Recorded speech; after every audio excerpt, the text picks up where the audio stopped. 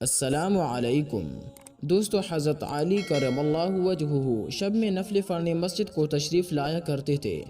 بعض حضرات نے ایک بار ان کو پہرا دیا۔ جب آپ نے ماں سے فراغت کے بعد باہر آئے اور ان لوگوں کو دیکھا تو پوچھا کہ آپ لوگ یہاں کیوں بیٹھتے ہیں؟ لوگوں نے بتایا کہ آپ کی حفاظت کے لیے۔ دوستو، حضرت علی رضی اللہ عنہ نے پوچھا کہ آسمان والوں سے یا زمین والوں سے؟ لوگوں نے کہا کہ زمین والوں سے۔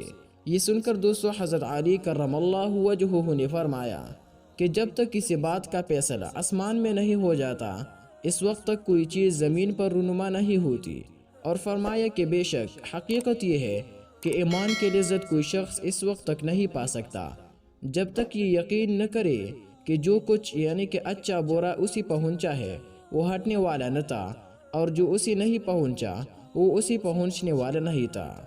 اس واقعہ کو نقل کیا ہے دوستو تاریخ ابن عساکر نے 42 جلد میں 554 صفحہ پر، اور کنز العمال نے نقل کیا ہے ایک جلد میں 81-82 صفحہ پر۔ اسی طرح دوستو ایک اور روایت میں ہے کہ حضرت علی کرم اللہ وجہہ کے پاس دو شخص فیصلے کے لیے آئے۔